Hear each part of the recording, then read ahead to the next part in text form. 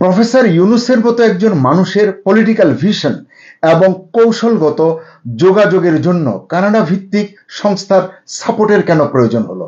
বলা হচ্ছে প্রধান উপদেষ্টার সংস্কার এজেন্ডা এবং কৌশলগত যোগাযোগ পরিচালনা করছে সংস্থাটি।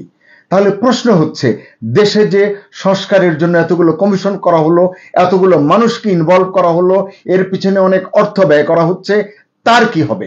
বাইরে থেকে কেন সংস্কারের জন্য সাপোর্ট নেওয়া হচ্ছে? আরো বলা হচ্ছে যে এই যে বিদেশি সংস্থাকে ইনভলভ করা হলো, তাকে যে বিপুল অঙ্কের টাকা দেওয়া হচ্ছে, এটিতে বাংলাদেশের লাভ কি? কে দিচ্ছে এই টাকা? এই যে টাকার যোগান, এটি কি বাংলাদেশ থেকে হচ্ছে, না প্রফেসর ইউনূস নিজের ফান্ড থেকে দিচ্ছেন, না যুক্তরাজ্য থেকে দেওয়া হয়েছে?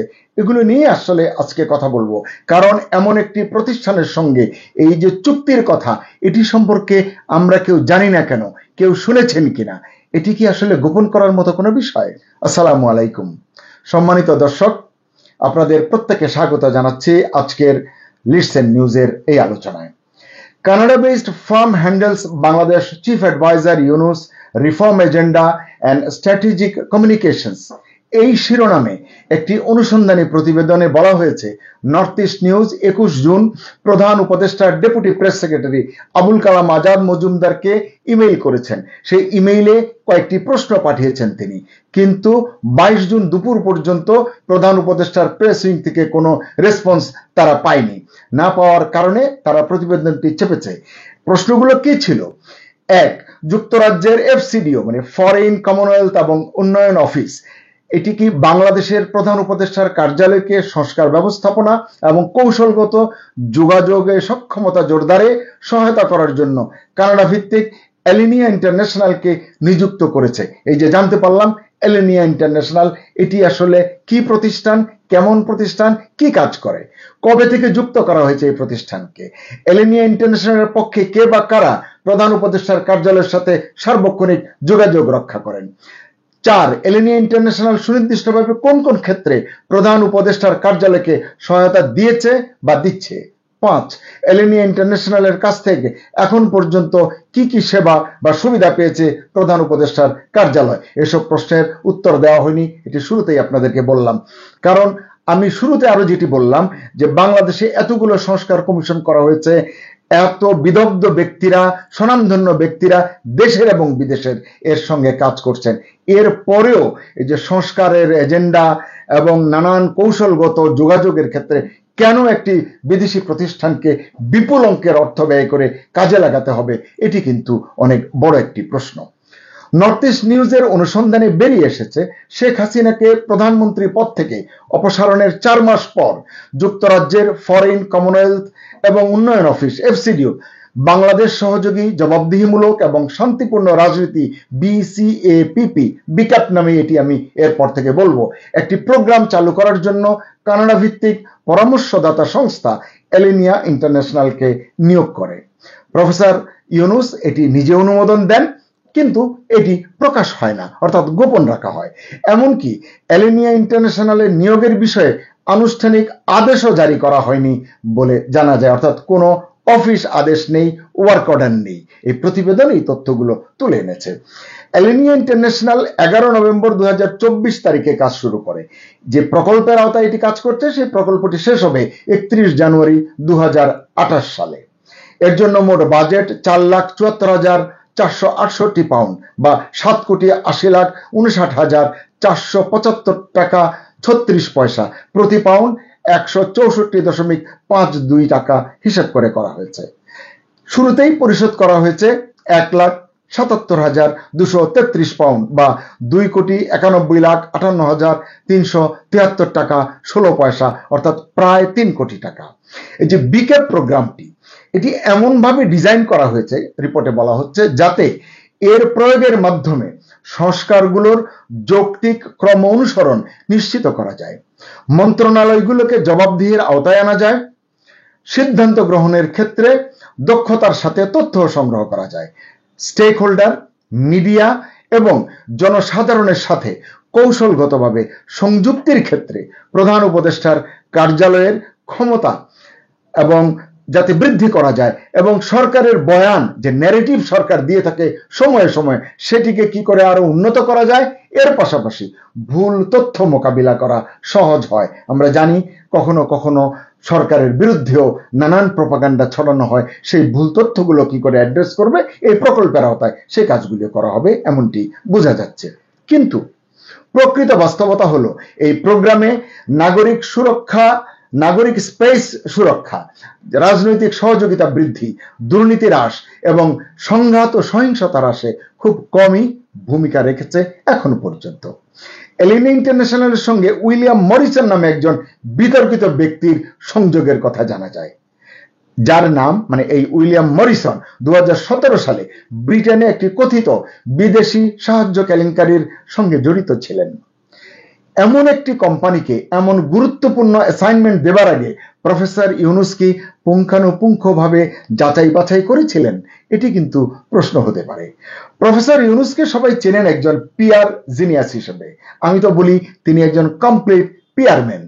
বলা হয় তার নোবেল প্রাপ্তি, জগৎজোড়া খ্যাতি এসবের পেছনে এই পিআরটা গুরুত্বপূর্ণ ভূমিকা রেখে চলেছে অতীত থেকে এখন পর্যন্ত। অনেকে বলেন প্রফেসর ইউনুসের যে ইউনুস সেন্টার রয়েছে এরাই এই কাজগুলো করে। তারা হয়তো করে, কিন্তু এজন্য যখন যে প্রতিষ্ঠানের প্রয়োজন, যখন যে ব্যক্তির প্রয়োজন, প্রফেসর ইউনুস তাদের সঙ্গে কাজ করতে, চুক্তি করতে দ্বিধা করেন না। এই জন্য টাকার অঙ্ক কোনো ব্যাপার নয়। ব্যক্তি বা প্রতিষ্ঠানের ইমেজও তিনি সিরিয়াসলি কখনো বিবেচনা করেছেন বলে জানা যায় না, কারণ তার দরকার রেজাল্ট। এই যেমন একবার তিনি কুখ্যাত বার্টন মার্সেলারকে তার পাবলিক রিলেশন রক্ষার নিয়োগ দিয়েছিলেন বলে জানা যায়। বিশ্বের শীর্ষস্থানীয় পিআর ফার্মগুলোর অন্যতম বার্টন মার্সেলার, বিএম নামে এটি পরিচিত। মানবাধিকার লঙ্ঘন, নৈতিকভাবে প্রশ্নবিদ্ধ প্রচারণা এবং স্বৈর শাসকদের পক্ষে কাজ করার অভিযোগ রয়েছে এই ফার্মের নামে। গুগলে সার্চ দিলেই আপনারা এই প্রতিষ্ঠানের শত শত কেলেঙ্কারি বা অভিযোগের ঘটনা কিন্তু পাবেন। কিন্তু নোবেল শান্তি পুরস্কার বিজয়ী ডক্টর মোহাম্মদ ইউনুস 2011 সালে এই কুখ্যাত ফার্মের সঙ্গে কাজ করেছেন তার সুনাম ও ইমেজ পুনরুদ্ধারের জন্য, যখন তিনি গ্রামীণ ব্যাংকের নেতৃত্ব থেকে অপসারণের মুখোমুখি হয়েছিলেন বা ওই পরিস্থিতিতে উপনীত হয়েছিলেন।